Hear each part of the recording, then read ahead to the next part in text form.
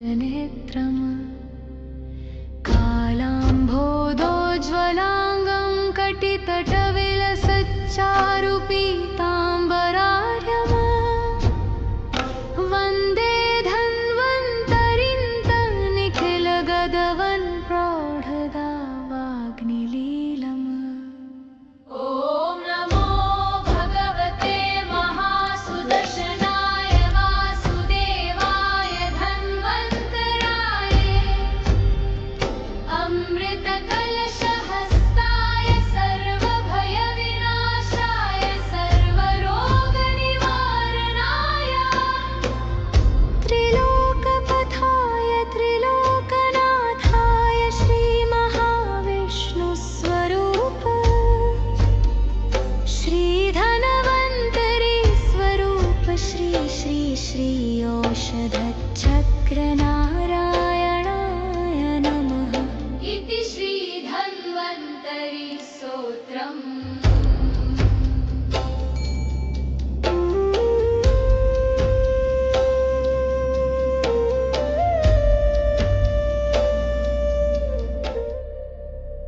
ॐ शङ्खं चक्रं जलौकान् दधतं मृतघटं चारुदोर्भिश्चतुर्मिः सूक्ष्मस्वच्छातिहृत्यां शुकपरिविलसन्मौलिमं भोजनेत्रम् कालाम्भोदोज्ज्वलाङ्गं कटितटविलसच्चारुपीताम्बरार्यम् वन्दे धन्वन्तरिं निखिलगदवन् प्रौढदावाग्निलीलम्। ॐ नमो भगवते महासुदर्शनाय वासुदेवाय धन्वन्तराय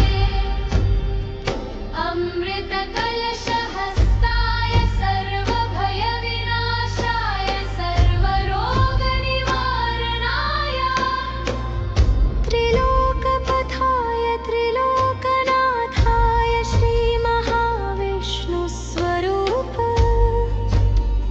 श्रीधन्वन्तरि स्वरूप श्री श्री श्री औषधचक्रनारायणाय नमः इति श्रीधन्वन्तरि स्तोत्रम्।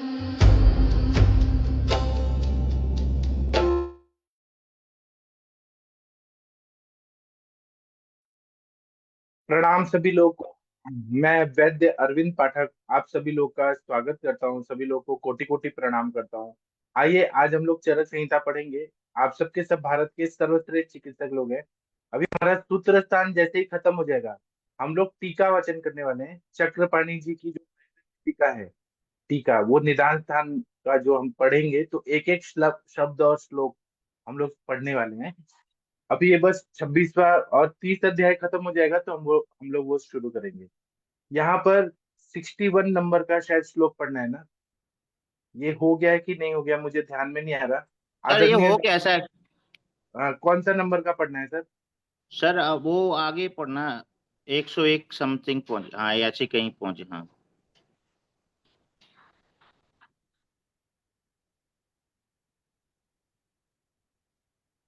ये विरुद्धन्न हो गया है। हाँ सही बताया तुमने।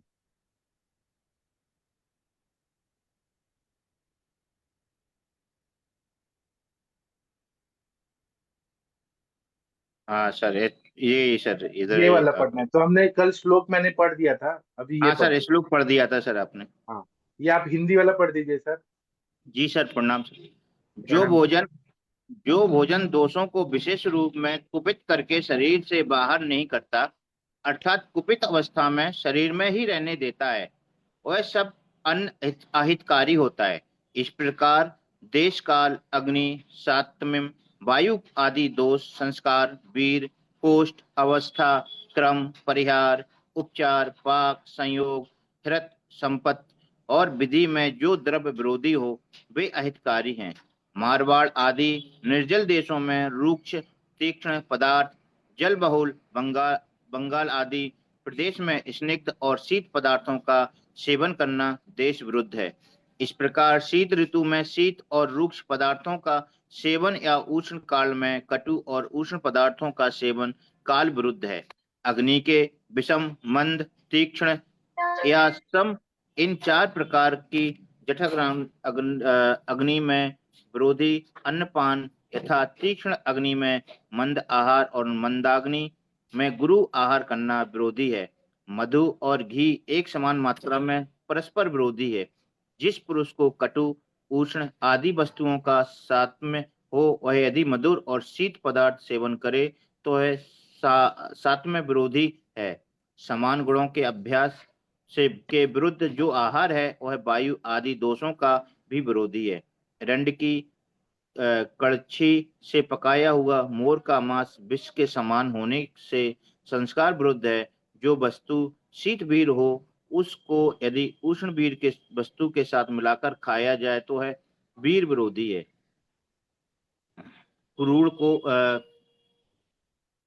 क्रूर कोष्ठ वाले पुरुष को थोड़ा मृदु वीर अथवा अरेचक पदार्थ देना है और मृदु कोष्ठ वाले पुरुष को गुरु बहुत अथवा रेचक पदार्थ देना कोष्ठ विरोधी है। परिश्रम, मैथुन, स्त्री संग और व्यायाम में लगे हुए पुरुष को वायु कोपक आहार देना है या निंद्राशील आलसी पुरुष को कफ कोपक भोजन देना अस्वस्थ विरुद्ध है। जो मल मूत्र का त्याग किए बिना भूख के खाना अथवा बहुत लाचार होकर खाना एक क्रमा विरुद्ध है। सुअर आदि मांस का खाकर या गर्म अवस्था घी आदि खाकर ऊपर शीतल पदार्थों का सेवन करना परिहार विरोधी है। दुष्ट या बुरी बांस आदि या मिट्टी के तेल से लकड़ियों से के पकाए कच्चे पक्के, बहुत पके या जले हुए चावल आदि आहार का खाना पाक विरोधी कहते हैं। खटाई का दूध के साथ संयोग करना यह संयोग विरोधी है। जो आहार मन को नहीं रुचता वह हृदय विरोधी है। जिस आहार में रस उत्पन्न नहीं हुआ है वह संपद विरुद्ध है। इसी प्रकार जिस आहार का रस नष्ट हो गया या बिगड़ गया है वह भी संपद विरुद्ध है। जो भोजन एकांत में नहीं खाया जाता है वह आहार विधि अथवा शास्त्र के विरुद्ध है। इस प्रकार का विरोधी अन्य भी स्वस्थ पुरुष को या जिसकी अग्नि दीप्त हो, उभा पुरुष को साथ में बन गया हो, वह अल्प मात्रा में हो या स्नेह एवं व्यायाम से बलवान बने पुरुष को विरुद्ध भोजन विशेष हानि करते हैं। हाँ, ये विरुद्ध के बारे में बता रहे हैं कि अलग अलग तरह से विरुद्ध कैसे शरीर को नुकसान करता है। जैसे भोजन दोषों के विशेष कुपित करके शरीर को बाहर नहीं करता है। दोष कुपित अवस्था में ही शरीर में ही रहता है। वह सब अन्न अहितकारी होता है, शरीर को नुकसान करता है वो अन्न। जैसे कि देश, काल, अग्नि, साथ में वायु आदि दोष, संस्कार विरुद्ध, वेद, कोष्ठ, अवस्था, क्रम, परिहार, उपचार, पाक, सहयोग, फिर संपत और विधि इसके विरोधी होते हैं, वे सब अहितकारी होते हैं। जैसे देश विरुद्ध, काल विरुद्ध, अग्नि विरुद्ध, साथ में विरुद्ध, वायु, पित्त, कफ के विरोधी, संस्कार विरुद्ध, वीर विरुद्ध, कोष्ठ विरुद्ध, अवस्था विरुद्ध, क्रम विरुद्ध, ये 18 टाइप के रहते हैं। परिहार विरुद्ध, उपचार विरुद्ध, पाक विरुद्ध, सहयोग विरुद्ध, फिर संपत विरुद्ध, विधि विरुद्ध। मारवाड़ आदि जैसे निर्जल देश हैं, जैसे रेगिस्तान है राजस्थान में, मारवाड़, वहां पे निर्जल जल देशों में रुक्ष पदार्थ खाना वो देश के ऑपोजिट हो गया, विरुद्ध। रुक्ष और तीक्ष्ण पदार्थ खाना तो बहुत ज्यादा वो व्याधि करेगा, विरुद्ध होता है। जल बहुल बंगाल आदि प्रदेश में स्निग्ध और शीत पदार्थों का सेवन करना देश विरुद्ध है। इसी प्रकार शीत ऋतु में शीत चीजें, आइसक्रीम खाना, ठंडी है और बहुत ज्यादा आइसक्रीम खा रहे हैं, दही खा रहे हैं, mix fruit milk shake P रहे हैं, ठंडा ठंडा चीज खा रहे हैं, कोल्ड ड्रिंक्स बहुत ज्यादा पी रहे हैं और रुक्ष पदार्थों का सेवन या उससे वात का प्रकोप होगा। उष्ण काल है, गर्मी का सीजन है, नागपुर या सौराष्ट्र है और वहां इतना गर्मी पड़ रहा है और बहुत ज्यादा कटु रस, मिर्च मसाला कोई खा रहा है, उष्ण पदार्थ नॉनवेज वगैरह खा रहे हैं, तो उसको पाइल्स जरूर हो जाएगा या रक्तपित्त होगा या विसर्प होगा। तो ये काल विरुद्ध है। अग्नि के विषम या मंद, विषम अग्नि में भूख लगती है, कभी कभी नहीं लगती है। अग्नि मंद या तीक्ष्ण में या सम, इन 4 प्रकार की जाठराग्नि के विरोधी अन्नपान, तीक्ष्णाग्नि में मंद आहार, मंदाग्नि में गुरु आहार करना। मतलब बहुत तेज भूख लगी है, अग्नि तीक्ष्ण है पित्त की, भस्मक रोग जैसा तृष्णाग्नि है और बहुत कम खा रहे हैं, तो वो अग्नि विरुद्ध है।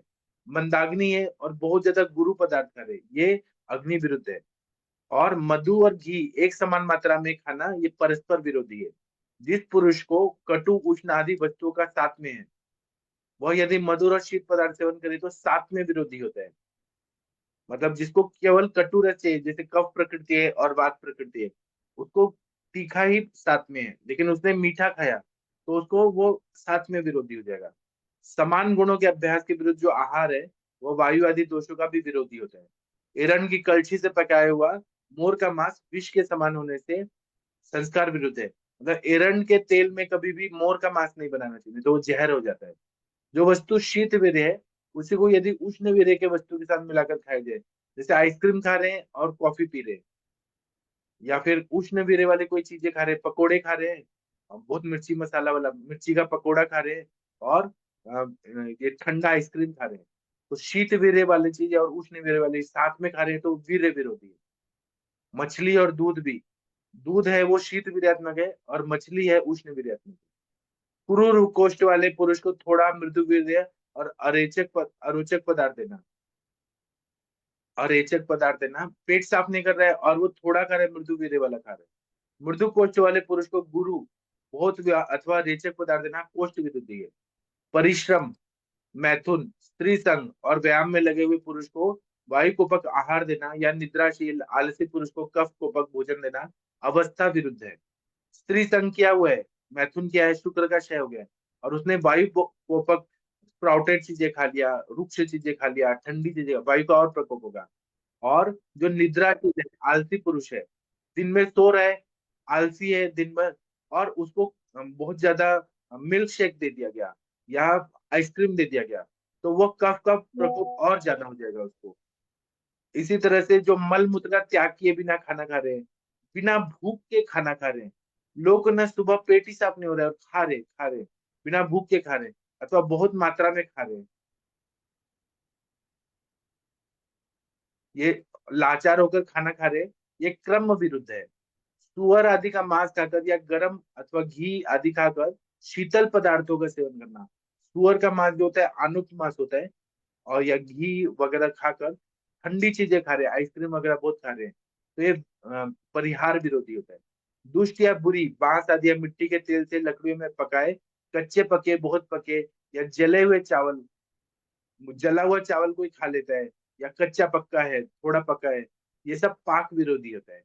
खटाई का दूध के साथ संयोग करना संयोग विरोधी है। और जो आहार मन को नहीं रुचता है, वह हृदय विरोधी है। मतलब खाने का मन नहीं कर रहा है वो चीजें, और देखने में अच्छा है लेकिन मन से पसंद नहीं है। कुछ लोग जो रहते हैं जिनको गोभी का सब्जी पसंद नहीं है, किसी को लौकी का सब्जी पसंद नहीं है, किसी को नॉनवेज पसंद नहीं है, लेकिन वो खा रहा है तो रुचता नहीं है उसको नॉनवेज खाना, लेकिन तो वो हृदय विरोधी है, मन से नहीं खाया जाता। और जो आहार, जिस आहार में रस उत्पन्न नहीं हुआ है, वो संपद विरुद्ध है।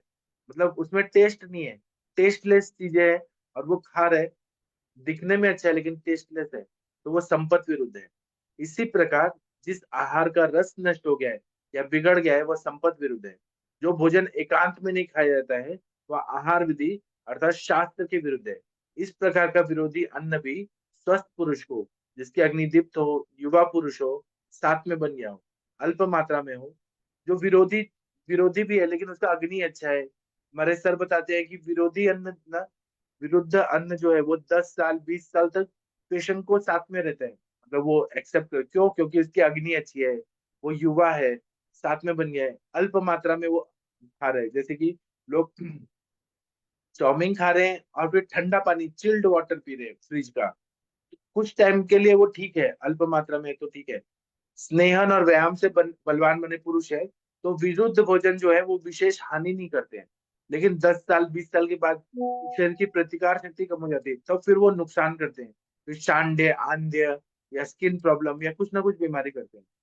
विरोधी अन्न के सेवन से निम्न रोग उत्पन्न होते हैं, जैसे नपुंसकता, इनफर्टिलिटी तो होगा ही होगा, अंधापन होगा, विसर्प होगा, जलोदर होगा, विस्फोटक होगा, उन्माद होगा, भगंदर होगा, मूर्छा होगा, मद, अफारा, गल रोग, पांडु रोग, आमविष, किलास, कुष्ठ, संग्रहणी, शोष, रक्तपित्त, ज्वर, पीनस, इस प्रकार संतति में पहुंचने वाले दोषों और मृत्यु का भी कारण विरुद्ध आहार ही कहते हैं। मतलब संतान में भी वो सारे दोष जाते हैं, जेनेटिकल डिसऑर्डर, हेरिडेटरी प्रॉब्लम होते हैं, या बच्चा जल्दी मर जाता है, बच्चा अल्पायु होता है, मृत्यु का भी कारण विरुद्ध आहार को ही कहते हैं।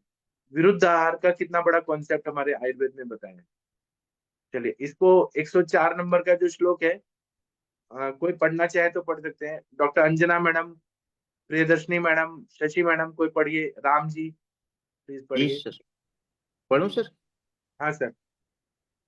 येषां च खलु परेषां च वैरोधिक निमित्तानां व्याधीनामिमे भावा प्रतिकारा भवन्ति यथा वमन विरेचनं च तद्दुदे रोधिनां च द्रव्याणां संशमनार्थ मुप्पयो मुपयोगः तदा विधेश्च द्रव्ये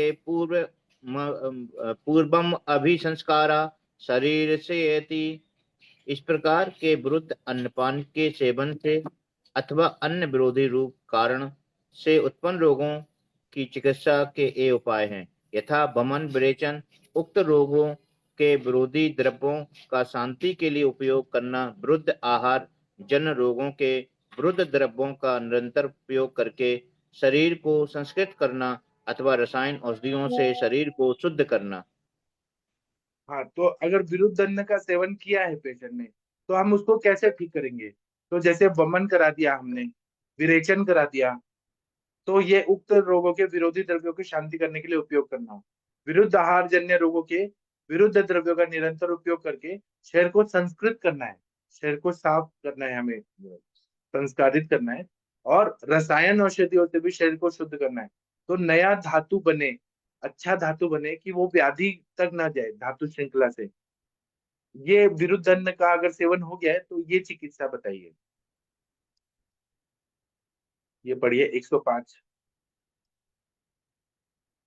भवति चात्र वृद्ध द्वास नजान रोगान प्रतिहन्ति विरेचनम वमनम समनम चैव पूर्व व हित सेवनम। विरुद्ध आहार के उत्पन्न रोगों के को विरेचन, वमन, संशमन क्रिया अथवा व्याधि के निवारणार्थ पहले ही पथ्य तक रसायन आदि से को सेवन नष्ट करता है। हाँ, विरुद्ध आहार से उत्पन्न रोग जो है, हमें पता है कि कुष्ठ व्याधि हो गया है, विरुद्ध अन्न का सेवन हो गया है, या श्वित्र हो गया है, या विसर्प हो गया है, या रक्तपित्त हो गया है विरुद्ध अन्न का सेवन करने से। तो पहले विरेचन करा दे, शरीर को शुद्ध करा दे, या वमन करा दे, या संशमन क्रिया करे, और व्याधि के निवारणार्थ पहले ही पथ्य दे दे तथा रसायन आदि का सेवन कराए। पथ्य मतलब दिनचर्या को अच्छा से फॉलो करना है, भूख लगने पे ही खाना खाना है, पथ्यकर आहार खाना है, तेल मिर्ची मसाला नहीं खाना है, खाने में घी का सेवन होना चाहिए, तक्र का सेवन होना चाहिए, ये सब का। और रसायन, रसायन में ब्राह्म रसायन है, और उसके बाद में आहार विहार में या मन से आचार रसायन है, फिर व्याधि हरण रसायन बहुत सारे हैं, पिपल्यादि रसायन है, अम्लकी रसायन है, त्रिफला रसायन है, शिलाजतु रसायन है, लौह रसायन है, ताम्र रसायन है, कृमि को ठीक करना है तो विडंग आदि रसायन है। बहुत सारे ऐसे रसायन हमारे ग्रंथों में बताए, ऐन्द्र रसायन है, च्यवन प्राशावले है, वो रसायन का सेवन करें, ब्राह्म रसायन है। तो ये सबसे, जो भी विरुद्ध अन्न से भी जो धातुएं खराब हो गई हैं, वो पूरी अच्छी हो जाती है और शरीर ठीक हो जाता है। अब ये पढ़िए 106, 7, 8, 9, 10। कोई और पढ़ना चाहते हैं तो पढ़ सकते हैं, आप ही पढ़ दीजिए सर फिर। जी सर। तत्र श्लोका मतिरासीन रासीन महर्षीणाम या रस विनश्चय द्रवाणी गुण कर्मभ्याम द्रव्य संख्या रसाश्रया कारणम रस संख्या या रसानु रस लक्षणम परादीनां गुणानां च लक्षणानि पृथक पृथक पश्चात्म कानां षष्ठत्वं च रसानां येन हेतुना ऊर्ध्वा अनुलोम भाजश्च यद गुण अतिशय याद्रसा षडाणाम षडाम रसानाम षष्ट्वे च सविभक्त्वा विभक्त्वे उपदेशास उपदेशपवादश्च द्रव्याणाम गुरुम कर्मणि पिर्वराव मध्यत्वम रसानाम गौरवादिषु पाक प्रभाव यो लिंगम वीर संख्या विनिश्चय षड़ा मास्वा अध्य माननाम रसानाम यत सब लड़म यद्यद्विरुध्यते तस्माद्धेन यत्कारी चैव यत् वैरोधिक निमित्तानां व्याधीनामो औषधं च यत् यात्रे भद्र कर्या काप्ये तत् सर्व भव धन्मुनि। रस जी निश्चय संबंध में महर्षियों की भिन्न भिन्न मति, द्रव्यों के गुण कर्म, रस की संख्या, इनके भेद होने के कारण रस या अनुरस का लक्षण, पर आदि गुण एवं उनके लक्षण, पंच महाभूतों से उत्पन्न रसों की संख्या, कौन कौन द्रव्य ऊर्ध्वगामी अधोगामी क्रिया करते हैं, 6 रसों के विभाग, उस रस के आधारभूत द्रव्यों के सामान्य गुण, कर्म और इनके अपवाद, गौरव लघुता, रसों में उत्कृष्ट मध्यम अवर, भेद विपाक, प्रभाव का लक्षण, वीर कितने प्रकार का, 6 रसों के लक्षण, परस्पर विरुद्ध द्रव्य, इनके सेवन से उत्पन्न विकार एवं रोगों की औषध, ये सब इस आत्रेय भद्र काव्य अध्याय में आत्रेय ऋषि ने कह दिए हैं। जी सर। तो ये बता रहे हैं कि इसका समरी क्या है, ये अध्याय का अत्रेय भद्र काव्य है। इसमें रस निश्चय संबंध में महर्षियों की भिन्न भिन्न मति होती है, द्रव्यों के गुण कर्म, रस की संख्या, इनके भेद होने के कारण, रस या अनुरस का लक्षण, पर आदि गुण एवं उनके लक्षण, पंच महाभूतों से उत्पन्न रसों की संख्या, कौन कौन से द्रव्य ऊर्ध्वगामी है अधोगामी क्रिया करते हैं, 6 रसों के विभाग, रस के आधारभूत द्रव्यों के सामान्य गुण कर्म, इनके अपवाद, गौरव लघुता, रसों में उत्कृष्ट मध्यम अवर, भेद विपाक, प्रभाव का लक्षण, वीर्य कितने प्रकार का, 6 रसों के लक्षण, परस्पर विरुद्ध द्रव्य, इनके सेवन से उत्पन्न विकार एवं उन लोगों की औषधि, ये सब विषय इस आत्रेय भद्र काव्य अध्याय में आत्रेय ऋषि ने कह दिए। इति अग्निवेश कृते तंत्रे चरक प्रति संस्कृते सूत्र स्थाने अन्नपान चतुष्के आत्रेय भद्र काव्य अध्याय षड्विंशति तमः समाप्त। इस तरह से ये 26वां अध्याय समाप्त हो गया। अब सप्तविंश अध्याय पढ़ना है, ये पढ़ दीजिए। डॉक्टर प्रदीप सर जी, आप पढ़ना चाहेंगे? जी सर, नमस्कार सर। हाँ प्रणाम सर, आप पढ़ दीजिए अथा please। तो अन्नपान विधिम अध्यायम व्याख्यास्म इति है स्मः भगवान आत्रेय। जी इसके आगे अन्नपान विधि नामक अध्याय का व्याख्यान करेंगे, जैसा भगवान आत्रेय ने कहा था। इष्ट वर्ण गंध रस स्पर्श विधि विहित अन्नपानम प्राणिनाम प्राणी संज्ञकानाम प्राणमक्षते कुशलः प्रत्यक्ष फल दर्शनात् तदिन्ना ह्यांतराग्ने स्थिति तत्सत्वमूर्जति तच् शरीर धातु व्यूह बल वर्णेन्द्रिय प्रसाद करम यथोक्त उपसेव्य नाम विपरीत महिताय संपद्यते।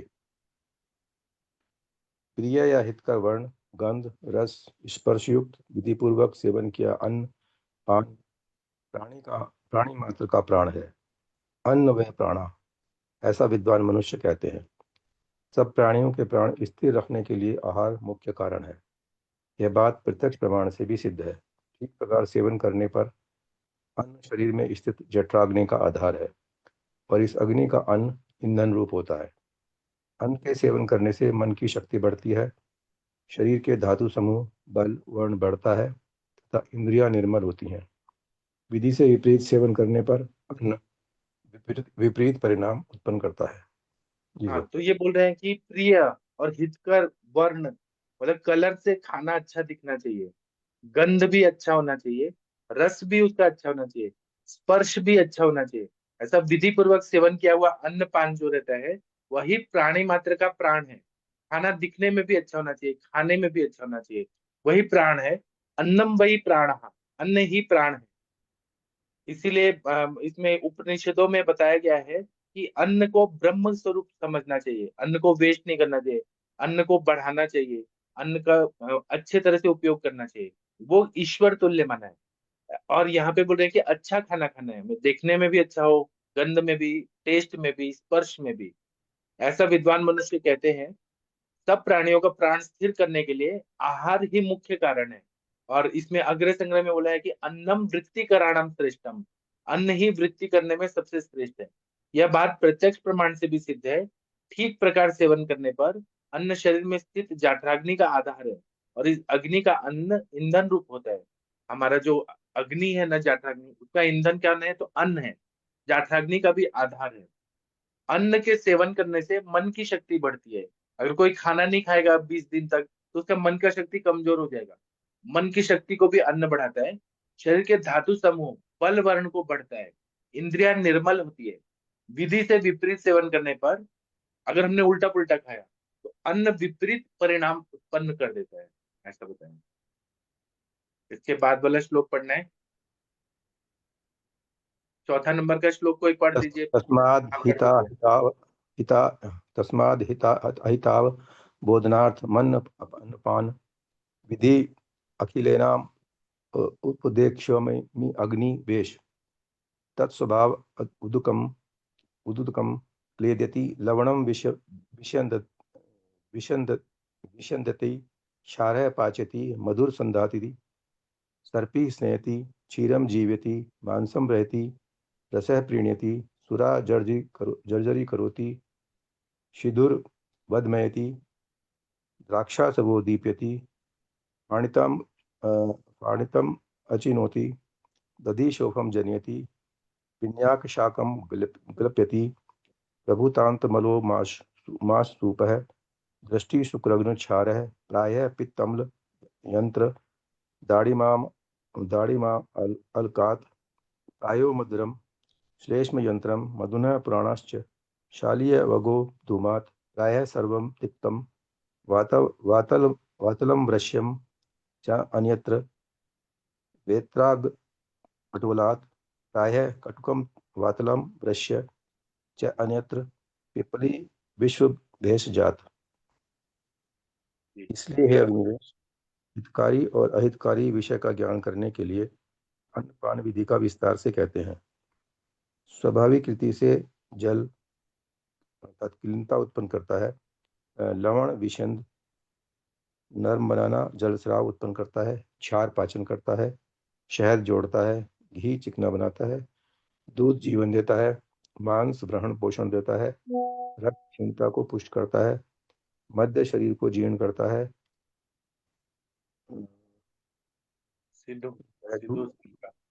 सिरका शरीर का लेखन करता है। द्राक्षा सब अग्नि को बढ़ाता है। पाणित अर्थात राव वात पित्त कफ इनको बढ़ाता है।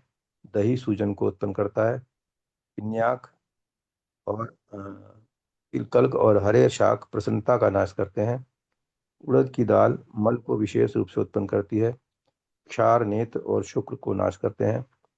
अनार और आंवले को छोड़कर प्राय सब अम्ल पित्त कारक हैं। मधु और पुरानी चावल जौ और गेहूं को छोड़कर प्राय करके मधुर रस कफ कारक होता है। गेंद के अग्रिम भाग और परवल को छोड़ प्राय करके सब रिक्तिक रस वायु कारक और शुक्र नाशक होते हैं। पिपली और सौंठ को छोड़कर प्राय करके सब कटुरस वायु कारक और शुक्र नाशक है। जी सर। हाँ, कितना बढ़िया बताया इन्होंने। अन्नपान के अध्याय चल रहे हैं तो ये बोल रहे हैं कि हे अग्निवेश, हितकारी आहार और अहितकारी विषय का ज्ञान करने के लिए अन्नपान विधि को विस्तार से कहते हैं। स्वाभाविक रीति से जल क्लीनता उत्पन्न करता है। जब भी हम पानी पीते हैं ना, शरीर में क्लीनता उत्पन्न करता है। लवण है वो विषम, क्लीनता का मतलब सर क्या है? जल क्लीनता मतलब लिक्विफाई। हम पानी क्यों पीते हैं? अन्न को लिक्विफाई करेगा, क्लीनता करेगा। वो ज्यादा क्लीनता बढ़ गई तो व्याधि होती है, जैसे उदर व्याधि होगा, प्रमेह व्याधि होगा, जो ज्यादा पानी पीता तो ज्यादा पीने से। लेकिन हमें वो क्लीनता भी तो चाहिए अन्न का पचन करने के लिए। स्थूल पचन से सूक्ष्म पचन तक जाने के लिए क्लीनता। तो स्वाभाविक रीति से जल लिक्विफिकेशन करता है, क्लीनता। लवण है विषयंद, नरम बनाता है, जल स्त्राव उत्पन्न करता है। क्षार मतलब सर पचन लवण लवण लवण यूज करने से सर थोड़ा सा इसके वेरिफिकेशन करते हैं सर। लवण जैसे ज्यादा मतलब लवण यूज करते हैं तो नरम बना खाना जो नरम हो जाता है। हाँ, खाना अच्छा। नरम बन जाता है और सब्जी उब्जी जो रहती है वो नरम बन जाती है, और वो जल स्त्राव को उत्पन्न करता है, स्त्राव उत्पन्न करता है शरीर में। कफ को भी वो पिघलाता है हमारे शरीर में। इसलिए ज्यादातर वमन के द्रव्यों में भी हम नमक डालते हैं, बस्ती का तेल में भी सेंधा नमक डालते हैं, कि वो नरम बनाता है वो चीजों को, सॉफ्ट जी करता है। जी सर। क्षार जो है वो पाचन करता है। क्षार जो है आदो क्लेदयति पश्चात विशोषयति। तो हम लोग खाने में भी क्षार का प्रयोग होता है, पाचन करता है थोड़ा मात्रा में। सज्जी क्षार, यवक क्षार, ये सब हमारे लशुनादि बटी में है, चित्रकादि बटी में थोड़ा सा क्षार डाला हुआ है दीपन पाचन में। अगर द्रव्याद रस। सर हाँ जो पेशेंट है नए उनको तो हल्का हल्का छाछ देते रहे तो कोई दिक्कत तो होगा नहीं सर, जो खाना जिनका जहाँ पचन नहीं दीपन होता। पाचन करना है वहां पे गुल्म व्याधि में भी, कफज गुल्म में लशुनादि बटी और शंख बटी ये सब बोला है, वहां क्षार देने के लिए बोला है। लेकिन पित्तज वाले उसमें कम नहीं देना चाहिए, क्षार पित्त भी बढ़ाते हैं। लॉन्ग टर्म में क्षार का सेवन नहीं करना चाहिए। थोड़ा क्षार तो पाचन करता है। शहद जोड़ता है, संधान करता है। घी जो है वो चिकना बनाता है, सॉफ्टनेस, स्निग्धता करता है। दूध जीवन देता है, दूध पीना बहुत जरूरी होता है, जीवनीय है वो। मांस ब्रीहण करता है। रस क्षीणता को पुष्ट करता है, क्योंकि रस ही प्रीणन कार्य करता है, सब जगह नरिशमेंट करता है। मध्य शरीर को जीर्ण करता है, शरीर को मतलब बुढ़ापा लाता है मध्य, ऐसे डिजेनरेटिव चेंजेस करता है। सिरका है सिधु, शरीर का लेखन करता है। विनेगार जो होता है ना वो लेखन करता है, विनेगार सिरका। द्राक्षासव अग्नि को बढ़ाता है, भूख बढ़ाता है। यकृत पे भी कार्य करता है, पाचक पित्त का स्त्राव अच्छा करता है द्राक्षासव, अग्नि को बढ़ाता है। पाणित जो होता है जिसको हम मराठी में काकवी बोलते हैं, ये वात पित्त कफ इनको बढ़ाता है। दही राव क्या होता है सर, राव क्या होता है जी? जब ये बनाते हैं गन्ने का रस को उबालते हैं, उबालते उबालते गुड़ बनाते टाइम जो ऊपर का जो झाग आता है उसको राब पानी बोलते हैं, ऊपर का। इसको मैली भी बोलते हैं उत्तर प्रदेश में। वो तीनों दोषों का प्रकोप करता है, वो खाने से शरीर नुकसान करता है। वो कचरा होता है ना। दही सूजन को उत्पन्न करता है। जो लोग बहुत ज्यादा दही खाते हैं, दिन में सो जाते हैं, उनको स्वेलिंग आती है। पिण्याक, तिल का कल्प और हरे साग मन को प्रसन्नता करते हैं। आप जब भी हरे साग का सब्जी खाएंगे, मेथी का सब्जी, तो मन कितना प्रसन्न होता है। तिल कल्प भी मन को प्रसन्न करने वाला चीज, लेकिन ये भी ज्यादा नहीं खाना चाहिए, ग्रीन लीफी वेजिटेबल। तो इसमें पालक से की सर मन प्रसन्नता का नाश करते हैं ये लिखा हुआ है। सॉरी सॉरी, प्रसन्नता का नाश करते हैं, सॉरी। ये प्रसन्नता का नाश करते हैं, और शाक नहीं, आयुर्वेद में मना किया गया है। प्रसन्नता का नाश करते हैं। टेस्ट में अच्छा रहता है लेकिन प्रसन्नता को कम कर देते हैं, बराबर। उड़द की दाल मल को विशेष रूप से उत्पन्न करती है। उड़द की दाल क्या मतलब मल सर क्या? मतलब मल ज्यादा बनाती है। तार कटे हुए अच्छा। वजन में मल ज्यादा बनाती है। जहाँ पे मल क्षय हो गया है, मल को बढ़ाना है, तो उड़द की दाल देते हैं। क्षार जो है वो नेत्र और शुक्र का नाश करते हैं। वहां ऊपर पाचन बोला है, लेकिन क्षार ज्यादा लेंगे तो आंखों को नुकसान करता है। अभी जो चाइनीज लोग रहते हैं, बहुत ज्यादा क्षारीय पदार्थ रहते हैं, उनकी आंखों में बहुत प्रॉब्लम रहती है। एक तो छोटी छोटी आंखें रहती है, और मायोपिया, हाइपरमेट्रोपिया, ये सब रहता है। और शुक्र का भी नाश करते हैं, मतलब वो स्पर्म सेल को डैमेज करते हैं, इनफर्टिलिटी करते हैं। अनार और आंवले को छोड़कर प्रायः सब अम्ल पित्त कारक है।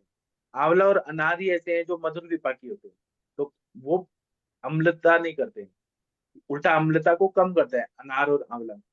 और मधु और पुराने चावल और जौ और गेहूं को छोड़कर प्रायः सभी मधुर रस कफ कारक होते हैं। लेकिन मधु जो है वो कफ का शमन करता है, पुराना चावल है वो बैलेंस करता है, जौ और गेहूं में वो कफ को बैलेंस करता है, कफ ज्यादा नहीं बढ़ाता गेहूं और जौ। बाकी सारे मधुर रसात्मक कफ बढ़ाते हैं। वेद के अग्रिम भाग और परवल को छोड़कर प्रायः सब तिक्त रस वायु कारक और शुक्र नाशक होते हैं। तो हम जो तिक्तक क्षीर बत्ती देते हैं, इसमें गुड़ुची है, पटोल है, किरात तिक्त है, ये कटु पौष्टिक होते हैं, बाकी जितने भी तिक्त रस वाले वायु कारक और शुक्र नाशक होते हैं, इसलिए तिक्त रस ज्यादा नहीं खाना चाहिए। पिपली और शुंठी को छोड़कर प्रायः करके सब कटु रस वायु कारक होते हैं और शुक्र नाशक होते हैं, ऐसा बता दो। चलिए, तो अभी हम थोड़ा भगवान का प्रेयर कर देते हैं और उसके बाद हम सेशन को बंद करेंगे।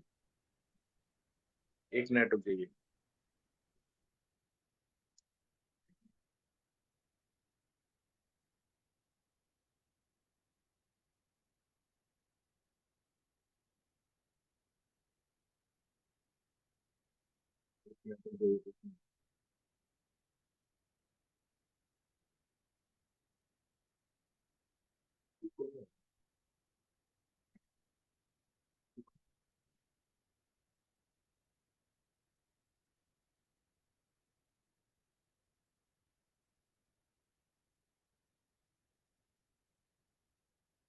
तो प्रॉब्लम हो रहा है कि मैं कर नहीं पा रहा हूँ भगवान का प्रेयर।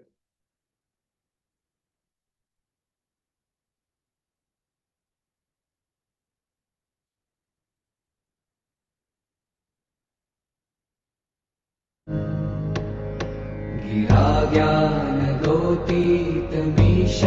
गिरीशं करालं महा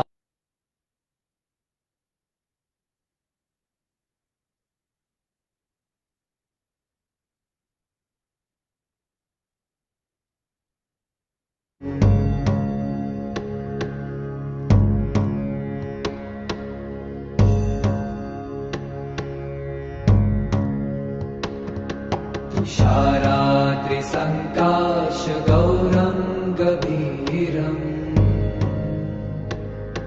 मनोभूतकोटिप्रभाश्रीशरीरम् स्फुरन्मौलिकल्लोलिनी चारुगङ्गा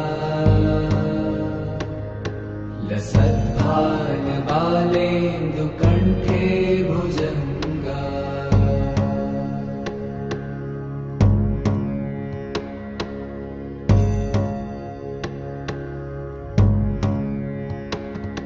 चलत्कुण्डलं भ्रूसुनेत्रं विशालम् प्रसन्नाननं नीलकण्ठं दयालम् मृगाधीशचर्माम्बरं मुण्डमालम् प्रियं शङ्करं सर्वनाथं भजामि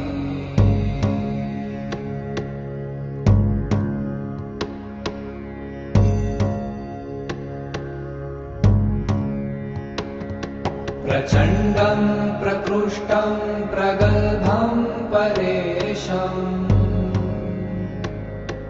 अखण्डम् अजं भानुकोटिप्रकाशम् त्रयशूलनिर्मूलनं शूलपाणिम् भजेऽहं भवानीपतिं भावगम्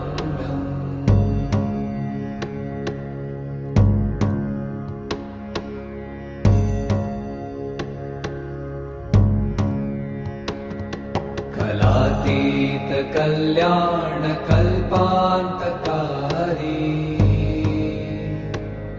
सदा सज्जनानन्ददाता पुरारी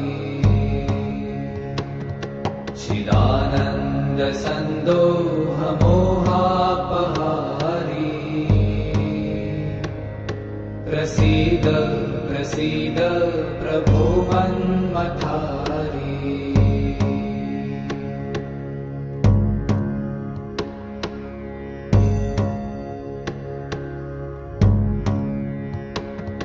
न यावत् उमानाथ पादारविन्दम् भजन्ति ह लोके परे वा नराणाम् न तावत् सुखं शान्ति सन्तापनाशम् प्रसीद प्रभो सर्वभूताधिवासम्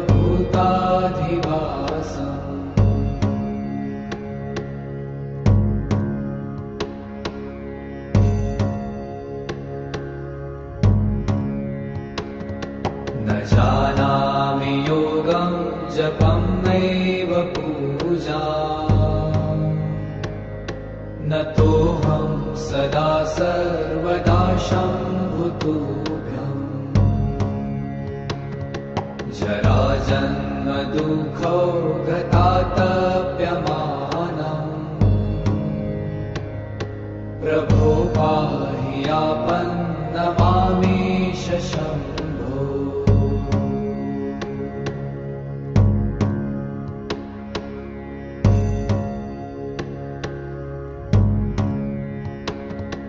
नमामि शमीशान निर्वाणरूपम् विभुं व्यापकं ब्रह्मवेदस्वरूपम्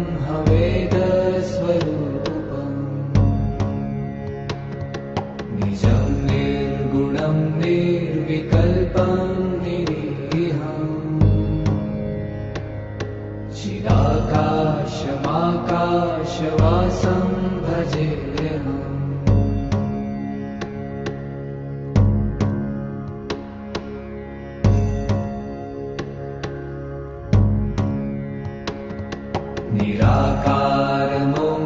निराकारमोङ्कारमूलं तुरीयम् गिराज्ञानगोतीतमीशं गिरीशम्